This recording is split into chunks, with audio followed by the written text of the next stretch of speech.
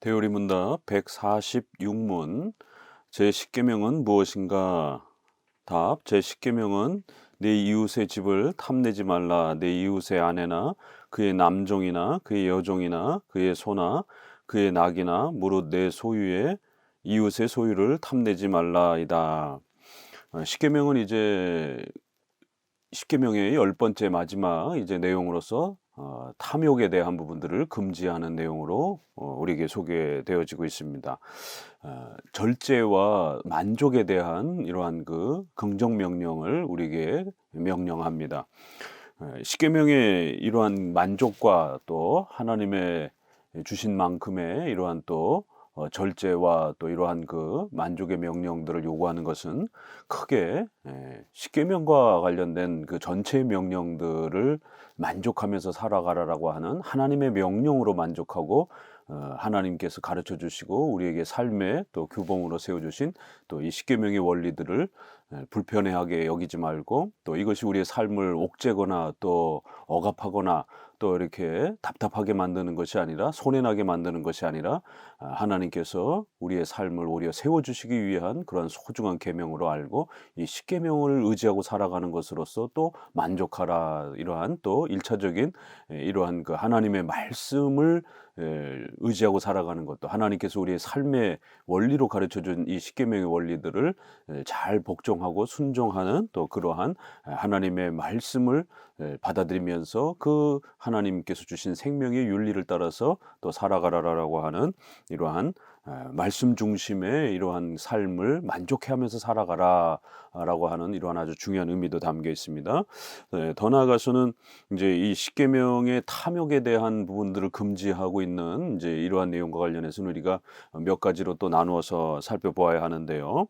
이렇게 하나님 앞에서 하나님이 주신 만큼 절제하고 만족하면서 살아가라라고 하는 욕심을 내지 말라라고 하는 이제 이러한 명령에 있어서는 이건 절제와 만족에 대한 이러한 그 의미를 담고 있는데 이것은 왜 우리가 이렇게 만족해야 되는가라고 했을 때 이것은 하나님께서 우리의 주신 삶을 소중하게 여기라는 것이죠. 그래서 그 삶의 원리로 세워준 십계명의 원칙들도 받아들여야 되고 또 섭리적인 형편 속에서 우리에게 허락해 주신 여러 삶의 이러한 형편들을 또 감사하면서 받아들이며 또 그렇게 만족해야 하라는 것입니다.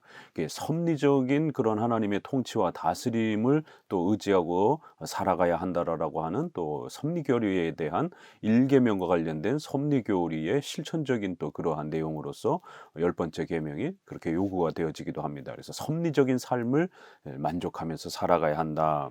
이것을 우리가 절대적인 삶이다 이렇게 또 표현할 수가 있습니다. 하나님이 주신 그러한 섭리의 삶, 하나님께서 우리에게 주신 삶이라는 겁니다. 그래서 각자의 역할과 또 은사와 또 그러한 남녀의 차이와 이런 모든 그러한 삶의 자리들을 하나님께서 결정하시고 주신다라는 거예요. 그래서 절대적인 하나님의 주권과 섭리에 의해서 각자에게 맡겨주신 그러한 삶의 범위만큼 그렇게 우리가 또 만족하면서 하나님의 통치와 다스림을 존중하면서 그렇게 살아가라는 것이에요. 이렇게 우리의 삶은 절대적인 그런 가치, 절대적인 하나님의 십계명의 명령 아래에서 살아가는 그러한 섭리적인 삶이라는 것입니다. 이걸 절대적 가치다 이렇게 표현할 수가 있고요. 그럴 때 이제 반대, 왜 인간이 탐욕하게 되는가라고 했을 때는 결국 탐욕이라고 하는 것은 내가 가지지 못한 것을 더 가지고 싶은 특별히 또 남의 것까지 또 빼앗아서 가지고 싶은 이러한 그 욕망과 또 욕심 때문에 결국 끊임없이 나와 남을 비교하면서 남이 더 많이 가진 것처럼 그렇게 불평하고 원망하는 이러한 그 상대적 비교 속에서 인간의 탐욕과 탐심과 또 이러한 빼앗고자 하는 욕망들이 결국 솟아납니다. 그렇기 때문에 인간을 비참하게 만드는 이러한 그 가치 기준은 세계관은 상대적 그러한 가치를 기준으로 살아가게 될 때 인간은 굉장히 비참해집니다.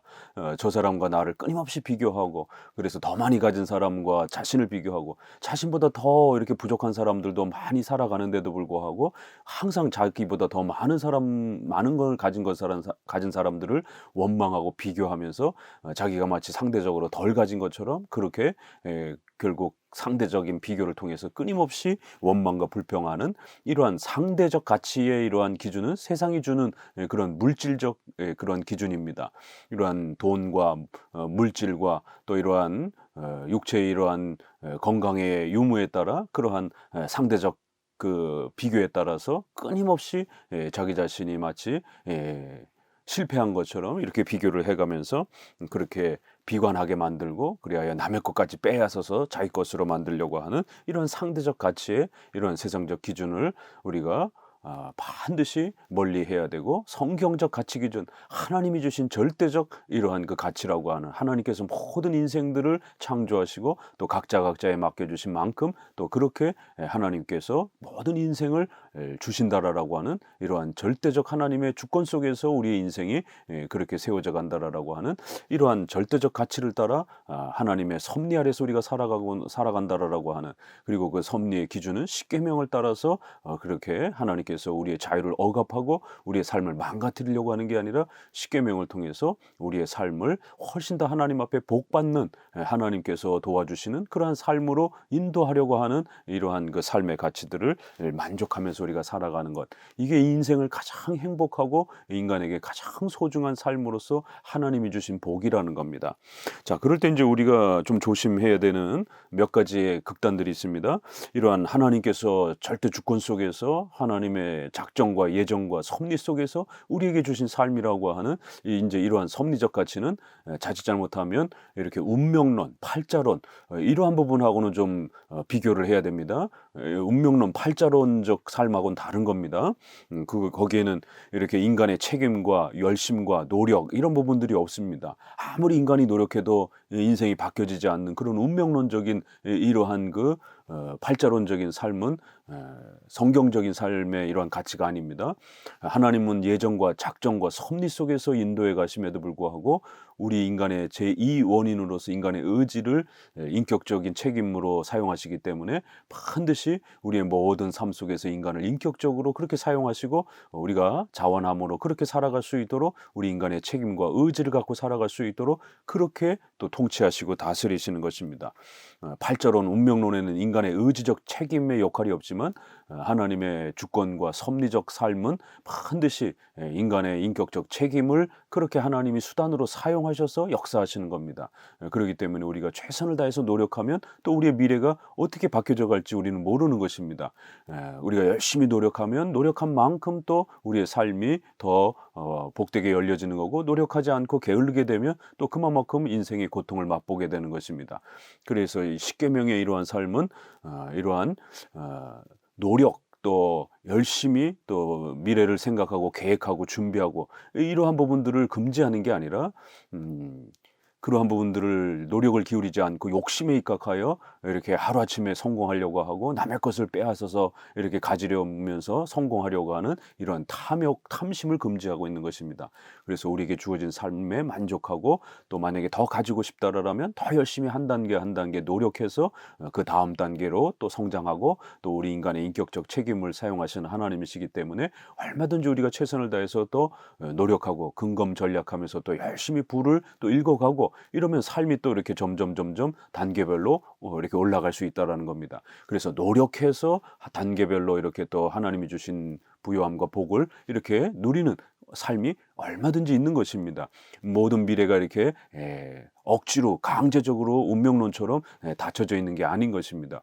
하나님께서는 우리의 미래를 알 수 없도록 그렇게 가리워 놓으셨기 때문에 우리가 최선을 다해서 열심히 노력하면 더 좋은 미래가 열릴 수 있는 거고, 나태함과 게으름 속에서 그렇게 주저앉아 있게 되면 또 삶의 실패와 고통을 맛보게 되는 겁니다. 그래서 첫 번째는 운명론하고 이러한 그 팔자론, 그래서 이렇게 마치 아무것도 안 하고 인간의 이러한 의지적 책임과 노력들을 행하지 않고 그냥 게으르고 나태함 가운데 이렇게 소극적으로 회피적으로 이렇게 수동적으로 이런 삶을 요구하는 게 아닙니다. 십계명에 이 절제하라, 만족하면서 살아가라라는 삶을 잘못 이해하게 되면 그렇게 숙명론처럼 아무 노력도 하지도 않으면서 그저 하나님이 모든 걸 다 하시겠지라고 하면서 하나님 핑계 대면서 자신의 인격적 책임을 다하지 않는 이러한 운명론적인 이런 팔자론적인 이러한 기계론적인 이러한 운명론의 이러한 형태가 아닙니다. 그렇기 때문에 10번째 십계명의 섭리적 삶이라고 하는 것은 절제하고 만족하며 하나님이 주신 것에 만족하며 살아가라는 삶은 단순하게 나태함 속에서 게으름의 이러한 소극적인 이러한 삶이 아닙니다. 단계별로 열심히 노력해서 최선을 다해서 능동적으로 그렇게 십계명을 사용하면서 하나님 앞에서 인격적 책임을 다하여 최선의 노력을 다하면 또 그 다음 단계에 하나님의 은혜와 복을 누리는 그러한 적극성이 이 10번째 계명의 이러한 섭리교리의 섭리적 삶의 교리 안에 분명히 담겨 있습니다. 또 하나는 주의하셔야 될 것은 그런 팔자라는 운명론과 더불어서 이렇게 경건주의라든가 또 이렇게 은사주의 또 이렇게 회중파 계열의 이런 아주 엄격한 그러한 이러한 생활의 이러한 개혁이라든가 이러한 부분들을 통해서 지나치게 이렇게 경건을 이러한 그 형태들을 과격하게 이렇게 강조하는 이제 이러한 그 경건주의 계열의 이제 이러한 그 입장 쪽에서는 이 절제하고 만족하라라고 하는 이제 이러한 그 구절을 반문화주의 결국 우리의 의식주와 관련된 이러한 삶의 혜택과 이러한 풍요로움들을 이렇게 죄악시 취급하는 문화 배격주의 이러한 또 극단적인 이원론적인 이러한 그 금욕주의적인 형태의 또 이러한 모습으로 10번째 계명을 그렇게 또 해석해낼 수 있습니다. 그래서 이 십계명을 하이퍼 칼비니즘이라든가 하이퍼 청교도라든가 또 이런 회중파 계열의 또 이러한 분들은 바로 10번째 계명에 이렇게 검소하게 이렇게 철저하게 절제하면서 만족하라면서 살아가라고 하지 않느냐. 그렇기 때문에 의식주와 관련해서 성도들이 더 나은 걸 요구하는 것, 더 좋은 거를 요구하는 것 이런 거는 악한 것이다. 잘못된 것이다. 가능한 한 우리 크리스찬들은 이렇게 철저히 이렇게 조금만 갖고 살아가야 된다. 이렇게 많이 가지려고 하는 것은 그거는 나쁜 것이다. 그건 악한 물질에 대한 탐욕이다. 이러면서 세상 속에서 아주 가난하게 살고 청빈하게 살고 모든 것을 다 이렇게 나눠주고 아무것도 없이 사는 이러한 그 회피주의적 염세주의적인 이러한 그 금욕주의적 삶을 10번째 계명의 그런 내용으로 또 그렇게 또 이렇게 해석해내기도 합니다. 이거 굉장히 위험한 해석입니다. 10번째 계명에 절제하고 만족하라는 삶은 억지로 가난해져라, 억지로 소박하게 살아라, 억지로 모든 걸 다 버리고 아무것도 없이 살아라. 의식주와 관련된 것은 그 어떤 것도 더 좋은 것을 기대해서는 안 된다. 그저 옷 한 벌만 있으면 된다. 이런 어떤 염세주의적인 회피주의적인 금욕주의를 요구하는 건 아닙니다. 그래서 이 부분을 조심하셔야 됩니다. 또 이제 이 부분과 관련해서 진보적 칼빈주의의 이러한 그 분파의 부분들은 또 칼빈주의와 개혁주의를 이야기하면서도 앞서서 십계명의 다른 많은 부분들도 그렇지만 역시 10번째 계명에 있어서도 탐욕에 대한 문제, 더 가지려고 하는 그런 욕망, 욕심에 대한 문제다 보니까 또 진보적인 성향의 이러한 그 정치 성향에 따라서 이렇게 또 칼빈주의 안에서도 이런 진보적 정치 성향의 또 이러한 세계관에 너무 함몰되어 있는 이런 분들이 결국 자유주의, 현대 신학을 완전히 버리지 못하고 또 자신의 어떤 정치 신념을 너무 이렇게 몰입되어서 그걸 버리지 못하고 순수하게 칼빈주의로 이렇게 돌아오지 못하고 결국 자신의 정치 신념을 섞어가지고 또 자유주의적인 이런 현대 신학을 섞어서 자유, 정의, 인권 이러한 그 평등 이러한 그 개념들이 결국 자신의 주된 그러한 이런 윤리와 관련된 생활 윤리와 관련된 세계관의 중심으로 세워져서 아주 진보적인 칼빈주의, 좌파 성향적인 이러한 그 칼빈주의를 표방하는 그러한 신학자와 목회자들이 있습니다. 이제 이러한 분들은 봐라, 십계명에 가지려고 하면 안 된다, 만족하고 짤제하고 이렇게 해야 된다. 그렇기 때문에 오늘날 특별히 보수 정치를 중심으로 해서 기득권의 이러한 많은 세력들이 너무 많은 것들을 이렇게 부동산이나 자산이라든가 이런 모든 것들을 독점하고 있지 않느냐. 가난한 노동자들은 아무것도 갖지 못한 상태이고, 그렇기 때문에 결국 더 많이 가지고 있는 이런 보수적 기득권 세력들의 이러한 부와 이런 부분들을, 재산들을 똑같이 평등하게 그렇게 나눠 가져야 된다. 그렇기 때문에 이 절제와 만족이라는 부분을 그렇게 더 많이 부를 일군 사람들은 악한 자들, 또 가난하고 없는 사람들은 정의로운 사람들, 이렇게 이분화시켜 가지고는 끊임없이 이런 정치 이데올로기에 함몰되어서 결국 부와 사유재산과 이러한 소유권에 대한 이런 부분들 아주 공격적으로 비난하면서 이런 십계명의 절제와 만족, 적은 소득으로 이렇게 주어진 소득으로 만족하라라고 하는 이러한 원리를 그렇게 정치신학적으로, 또 이렇게 자유주의 신학의 이런 현대신학 개념으로 그렇게 사회적 평등, 절대적 평등, 모든 그 평등한 분배, 이러한 그 개념으로 공산주의 철학이라든가 사회주의 철학에 함몰되어서 결국 십계명의 만족, 절제, 이런 부분들을 그렇게 적용해서 아주 공격적으로 이렇게 또 칼빈주의의 이러한 그 십계명을 8계명 앞부분에 소개한 것처럼 부동산을 불로소득이라고 그러면서 아주 공격적으로 이렇게 공격하는 또 이런 형태, 또 자산의 이러한 부분들을 자본의 이러한 돈을 버는 이러한 또 다양한 그 자본주의의 이러한 여러 가지 경제 이러한 그 투자의 형태들을 아주 공격적으로 비판하면서 그러한 부를 창출하는 것은 아주 악한 것처럼, 그건 탐욕인 것처럼 이렇게 비난하면서 결국 없는 자들의 이러한 부분들을 정의라고 이렇게 접근하는 또 이런 진보적 칼빈주의자들의 해석들은 상당히 또 조심해야 됩니다. 여기에 또 반대되는 이제 이러한 형태들은 전통적인 기복주의에 대한 부분들이 있죠. 그래서 이 십계명의 10번째는 1차적으로는 이런 기복주의, 더 많이 가지려고 하는 욕심과 욕망, 그것이 마치 복음인 것처럼, 그것이 마치 하나님의 복의 본질인 것처럼 물질의 의식주의 이런 부분들을 얼마만큼 더 가졌느냐에 따라 하나님의 복의 여부를 평가하려고 하는 또 이런 물질주의적 기복주의, 이런 부분도 또 역시 이런 분파도 아주 조심해야 됩니다.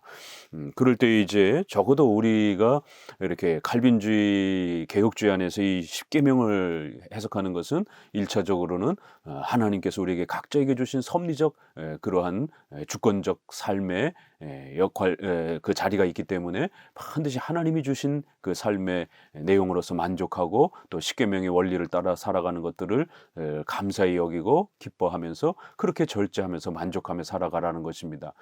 그러면서 또 인격적 책임을 다해서 더 노력하고 준비하고, 그래서 미래를 계획하면서 한 단계 그렇게 성장해 가라는 것입니다.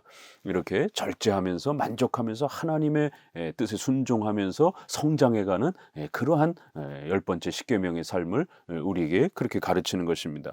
그렇기 때문에 의식주와 관련된 이러한 그 일반 은총에 해당이 되는 이러한 혜택과 수단들은 절대로 우리가 장로교 입장에서는 죄라고 하지 않습니다. 악이라고 하지 않습니다. 이러한 친문화주의, 세속주의, 반문화주의, 이러한 그 문화관과 관련해서 다 잘못됐다라고 앞에서부터 거듭 말씀드렸습니다. 우리는 문화 선별주의, 그래서 십계명을 기준으로 해서 하나님께서 이 땅에 주신 그러한 많은 일반 은총적인 그러한 선물들을 우리가 잘 선별해서 사용하면 되는 거예요. 죄악된 것은 우리가 이렇게 멀리하고 십계명에 위배되지 않는 부분들은 하나님의 선물로 생각하고 일반 은총이다, 이렇게 표현을 하는 겁니다. 이제 이러한 부분들의 이렇게 해석이 어떠냐에 따라 의식주의를 대하는 태도가 달라집니다. 그래서 정통 칼빈주의는 이렇게 일반 의식주의 삶을 일반 은총으로 해석했고 하나님의 선물로 해석을 한 것입니다. 그래서 하나님께서 조금 주신 자들은 조금 주신 것으로 만족하고, 또 지위와 신분에 따라 더 많이 준 사람들은 그 많이 준 것을 자신의 역할에 따라서 잘 사용하면 되는 거고, 또 그리고 가난하고 어려운 사람들을 돌아보면서 그렇게 살아가면 되는 것입니다. 절대로 많이 가진 자의 것을 적게 가진 자가 강제로 빼앗아서는 안 됩니다. 이건 각각의 소유권과 사유재산권으로 하나님이 그렇게 주신 것입니다. 그렇게 되면 결국 하나님을 공격하는 행위가 된다라는 겁니다. 합법적으로 자기가 노력해서 얻지 아니하고 남의 것을 함부로 빼앗는 이런 방식들은 결국 도적이 될 수도 있는 거고 탐욕의 죄에 해당이 될 수도 있는 것입니다. 그건 하나님께서 인생에게 각각 부여해 주신 그런 선물들이라는 겁니다. 우리가 주기도문에서 일용할 양식이라고 하는 이러한 그 설명에서도 이러한 아주 중요한 부분들이 설명이 되는데요. 대우리문답 193문에 일용할 양식을 주옵시고라고 하는 그 설명 안에도 이 일용할 양식이라는 것 자체가 의식주에 대한 부분인데 우리의 기도에 있어서 아주 중요한 그 내용으로 이렇게 또 소개하는 겁니다. 그래서 하나님이 거저 주시는 선물을 사용함에 있어서 매일 하나님의 부성적인 지혜에 가장 적합하게 하나님의 섭리가 이루어지기를 기다리면서 이렇게 우리의 모든 삶은 하나님의 섭리 속에서 그렇게 주시는 그런 은혜들이라는 겁니다. 그리고 이런 의식주의 일용할 양식들 우리가 먹고 마시고 살아가는 이런 모든 부분들은 악이 아니라 선물이라는 것이 우리의 생명을 유지해가는 아주 중요한 삶의 도구들이라는 겁니다. 그 복들에 합당한 몫을 받아 누리기를 기도한다. 그리고 그와 동일한 섭리가 우리가 그 선물들을 거룩하고 편리하게 사용하면서 그것들로 만족을 누릴 때에 그것들을 계속해서 복 주시기를 간구하는 것이다. 여기 그 거룩한 선물들을 거룩하고 편리하게 계속적으로 우리가 만족을 누리면서 살아갈 수 있도록 하나님께 도움을 요청하라는 겁니다. 이게 의식주와 관련해서 이렇게 필요한 만큼 우리가 얻고 또 열심히 더 노력해서 더 얻을 수 있는 이런 모든 것들이 하나님의 선물이요 또 하나님의 섭리 속에서 그렇게 주시는 은혜라고 분명히 이렇게 의식주를 절대로 죄악이라 말하지 않고 일반 은총이라고 말하는 것입니다. 자, 그렇기 때문에 이제 이러한 부분들을 잘 10번째 계명을 잘 이해하셔서 우리의 삶에 적극 사용하셔야 됩니다. 또 한 구절은 웨스민스터 신앙고백서 26장 3절에 성도의 교제에 보게 되면 하나님께서 재산과 이러한 그 개인의 물질을 주신 것에 대한 그 권리와 그런 개인의 사유재산권을 성도의 교제라는 개념으로 절대로 함부로 이렇게 빼앗거나 함부로 평등하게 이렇게 적용해서는 안 된다. 성도의 교제란 그런 절대적 강제적 평등 개념이 아니라는 겁니다. 개인의 사유재산권은 하나님이 허락해 주신 것이다라는 겁니다. 그래서 개인의 재산이나 또 부동산이나 이런 모든 개인의 사유재산권은 성경적으로 그렇게 인정해 준다라는 겁니다. 하나님이 주신 것이다라는 거예요. 그래서 남의 소유권을 함부로 빼앗아서는 절대로 안 되는 거라는 겁니다. 그가 자원함으로 기부해서 주는 것은 정당합니다. 그러나 강제로 욕심을 내서 빼앗게 되면 그건 사유재산권으로서 그에게 주신 것을 욕심을 내는 그런 죄에 해당이 될 수 있는 것입니다. 오늘날 이렇게 진보 칼빈주의의 영향을 받은 분들이 이렇게 10번째 계명을 해석하면서 이런 사유재산의 이런 재산의 또 이러한 그 증진에 대한 이런 부분들을 아주 공격적으로 비난하는 마치 그건 탐욕인 것처럼 악인 것처럼 그건 욕심인 것처럼 이렇게 공격하면서 성도들이 소유를 가지지 못하게 하는 그래서 마치 무소유가 마치 가장 그 경건한 것처럼 이렇게 극단적으로 또 이렇게 적용하고 있습니다. 이런 가르침이 어떤 방향으로 향하느냐에 따라 결국 성도들이 이 땅에서 아주 빈곤하고 사회적 삶의 이러한 안전망이라든가 수단이 다 파괴되어질 수 있는 이런 심각한 형태가 벌어질 수 있는 것입니다. 그렇기 때문에 정통 장로교의 이러한 십계명의 설명을 우리가 잘 배워야 되는 겁니다. 의식주의 이러한 부분들을 우리는 절대로 악이라 하지 아니하고 일반 은총이라고 이렇게 해석하고 그렇게 해서 정당한 노력과 수단 없이 합법적인 그러한 방법이 아닌 방법으로 남의 것을 빼앗으려고 하는 게 문제지 정당하게 노력하고 합법적인 그러한 국가와 이러한 그 우리의 직업의 수단을 잘 사용하고 경제 수단을 사용해서 의식주에 관련된 이러한 부분들을 이렇게 잘 읽어가는 것은 절대로 죄가 되지 않습니다. 그래야 이제 우리가 이런 의식주에 대한 욕구와 탐욕을 구별할 줄 알아야 됩니다. 질문해 보겠습니다. 그러면 욕구가 죄입니까? 좋은 밥을 더 맛있는 그런 음식을 먹으려고 하는 게 죄입니까? 그런 욕구가 죄악입니까? 이제 이런 부분들에 대해서 그러면 탐욕, 더 이렇게 잘 먹으려고 하는 이러한 그 탐식이라고 해야 되나요? 이런 그 형태와 욕구는 같은 겁니까? 다른 겁니까? 이건 분명히 다른 겁니다. 그래서 바빙크의 윤리학에도 그렇고 또 우리 웨스트민스터 해석에도 그렇고 칼빈도 그렇고 욕구는 절대로 죄가 아니라라고 이렇게 분명히 선을 긋습니다. 그래서 우리가 밥을 먹어야 되는 욕구, 또 이렇게 성적인 이러한 또 욕구, 그래서 결혼을 소망하고 자식을 낳고 또 자식을 사랑하는 욕구, 이거는 본능인 겁니다. 자식을 사랑함으로 인해서 자식을 잘 키워내고자 하는 이런 부분들, 또 우리가 추우면은 이렇게 추위를 이렇게 가리우려고 하는 욕구, 이렇게 안전에 대한 욕구, 이런 거는 의식주와 관련된 하나님이 우리에게 세워주신 정당한 삶의 도구들인 것입니다. 그래서 이런 욕구 자체는 죄가 아닙니다. 그러나 이제 그것이 탐욕으로 넘어가는 단계로 불법적인 방식으로 이렇게 그 선을 넘어가게 되면 그건 죄가 된다라는 거예요. 그래서 욕구와 이런 탐욕을 구별할 줄 알아야 됩니다. 탐욕은 분명히 골로새서의 이런 3장 5절에 탐심은 우상숭배다 이렇게 해서 아주 무섭게 책망하고 경고합니다. 그러나 정당한 의식주에 대한 욕구는 하나님이 주신 일반 은총이요, 또 우리가 삶을 살아가는 아주 중요한 수단으로서 이렇게 정당하게 열려 있는 것입니다. 그렇기 때문에 이제 우리가 구계명 거짓말 부분에서도 설명을 했지만 이렇게 가게를 운영할 때의 경쟁, 이런 부분들에 있어서 또 학생들이 시험을 보는 것, 이럴 때에 이런 부분들이 이제 거짓말하는 계명에도 연결이 되고 8계명에도 연결이 되지만 또 그 내적인 마음과 관련해서는 10번째 계명하고도 연결이 되기 때문에 역시 10번째 계명에 있어서도 이렇게 경쟁해서 더 성공하려고 하는 이러한 욕구들은 절대로 나쁜 게 아닙니다. 그러기 때문에 이러한 개념이 없으면 경쟁 그 자체를 아주 악한 것처럼 또 이렇게 취급합니다. 그리하여 결국 이렇게 사회 복지라는 이런 개념을 결국 이런 또 진보 좌편향적인 이러한 칼빈주의자들은 결국 진보적 정치의 이러한 사회주의적인 또 이러한 그 평등 철학에 지나치게 함몰되어 있어서 경쟁이라든가 또 시험이라든가 이런 부분들을 아주 죄악시 취급하는 이러한 그 공격적인 그런 그 세계관들을 보게 됩니다. 합법적으로 정당하게 그렇게 경쟁하는 것은 이 절제하고 만족하는 이 10번째 계명을 위배하는 게 아닙니다. 그거는 올바르지 않은 방법으로 성공하려고 하는 것이 잘못된 것이지, 자기 자신에게 주어진 그러한 수단을 잘 합법적으로 사용해서 좋은 그런 상품을 만들고, 그래서 그 좋은 상품들을 통해서 사회를 이롭게 하고 또 그 가치를 인정을 받고 싶어하는 이런 욕구들은 하나님이 우리에게 정당하게 그 사회적 발전과 문명의 이런 발전에 이런 일반 은총에 운영되어지는 창조적 원리로 그렇게 우리에게 남겨주신 것입니다. 이런 성공과 또 이렇게 발전에 대한 욕구가 없다라면 인류 문명이 어떻게 발전해 가겠습니까?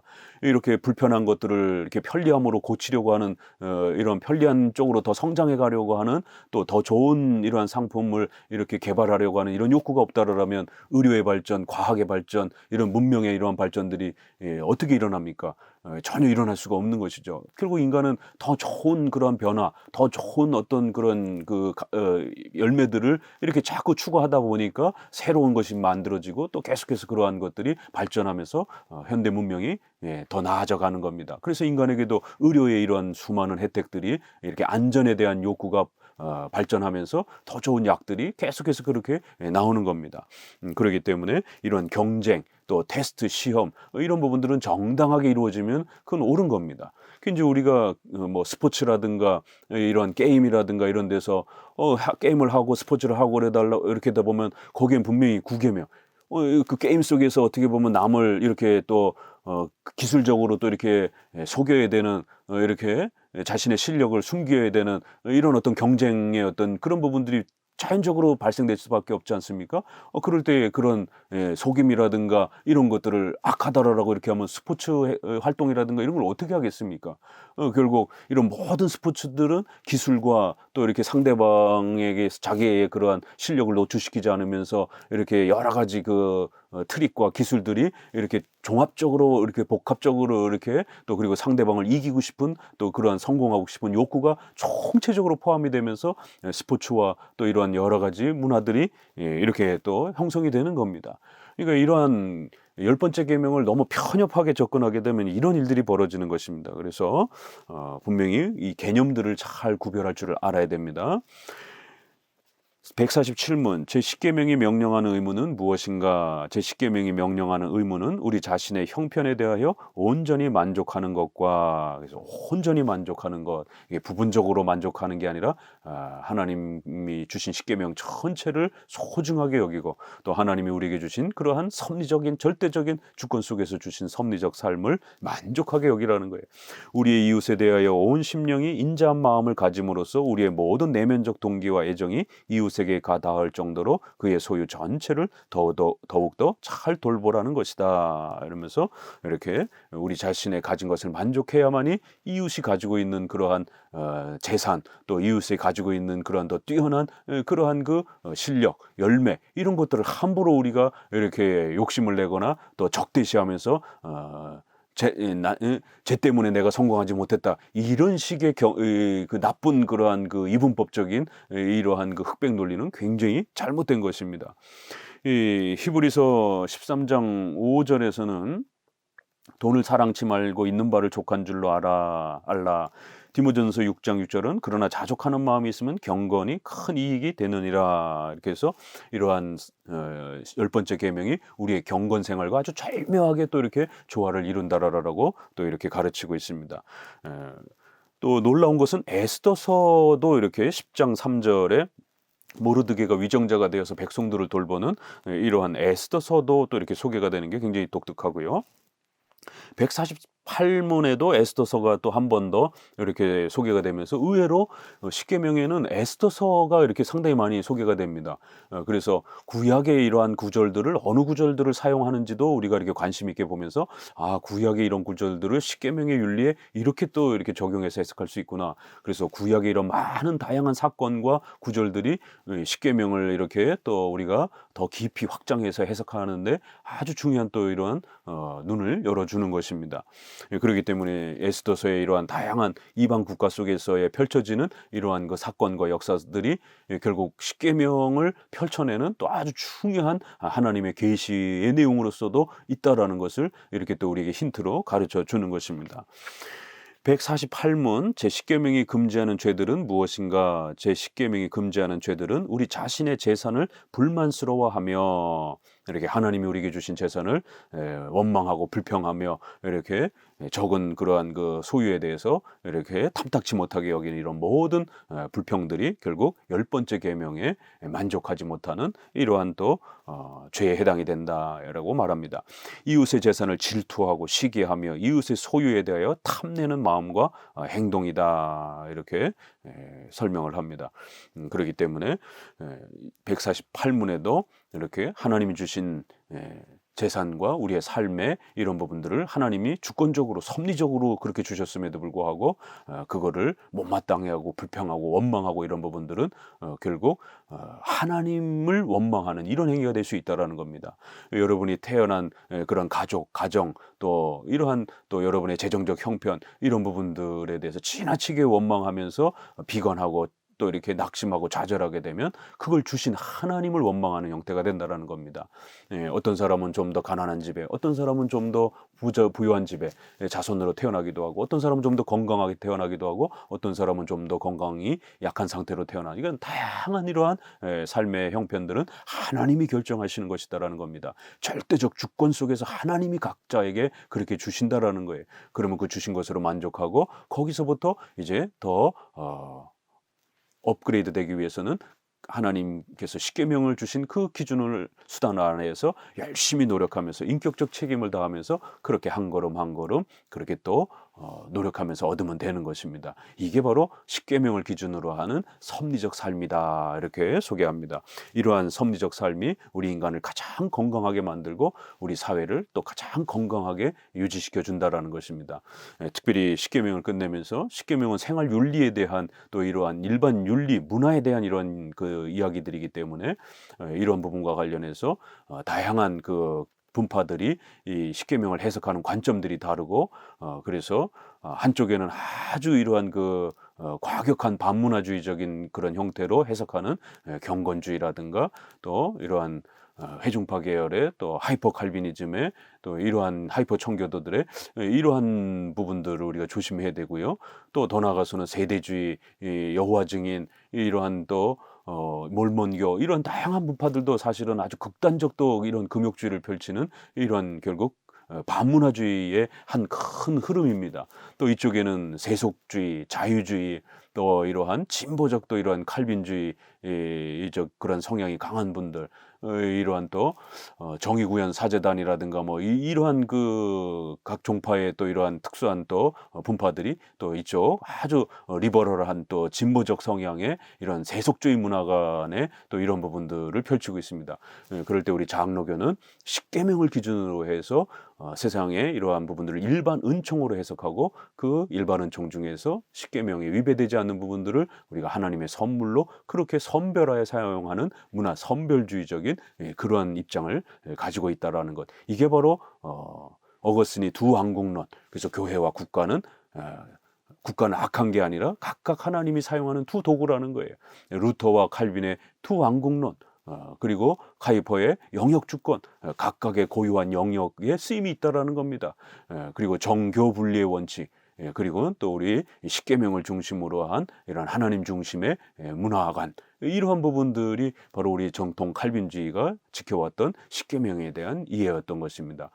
가장 건강한 이런 십계명의 해설은 바로 정통 우리 개혁주의와 칼빈주의, 장로교적인 그런 개혁주의의 이러한 입장에서 이해하는 것이 가장 성경적인 그런 해석임을 다시 한번 또 깊이 또 세워 두시기를 바랍니다. 감사합니다.